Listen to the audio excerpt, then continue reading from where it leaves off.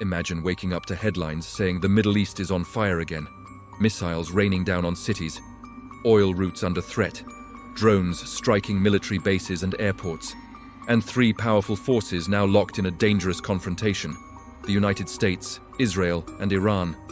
In early 2026, tensions that had been building for years finally exploded into open conflict. What started as targeted strikes quickly turned into a fast-spreading regional war that now threatens global stability. So what exactly started this war? What is happening right now? And how dangerous could this conflict become? Let's break it down. The conflict escalated when coordinated strikes were launched against multiple targets inside Iran. Military bases, missile facilities, and key defense sites were hit in a rapid wave of attacks. The goal was clear: cripple Iran's military capabilities and disrupt its missile and nuclear infrastructure. For Iran, this wasn't just another regional skirmish. It was seen as a direct act of war, and the response came quickly. Iran began launching missile and drone attacks across the region. Targets included Israeli cities, military positions, and strategic infrastructure connected to the United States and its allies. At the same time, tensions surged across the Persian Gulf.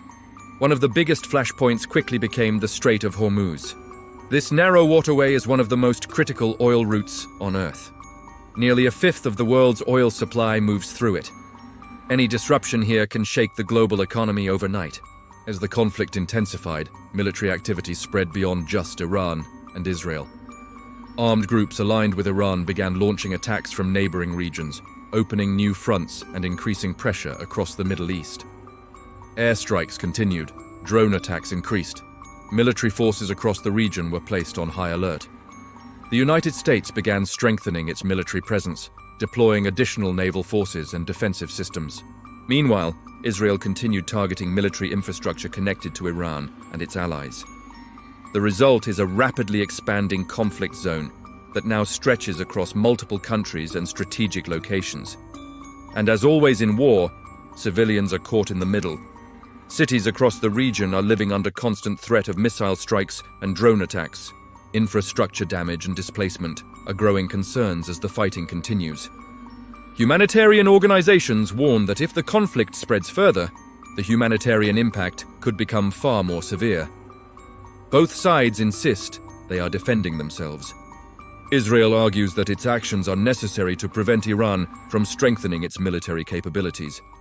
Iran says it is responding to aggression and promises retaliation against any forces involved in attacks on its territory. But wars like this rarely stay contained. The real fear among analysts is escalation. If more countries become directly involved, the conflict could spread far beyond its current borders. Military bases across the Middle East, global shipping routes, and energy infrastructure could all become targets, and that would push the crisis onto a much larger stage. For now, the situation remains extremely volatile. Missile systems are active. Naval forces are deployed. Air defenses are on high alert.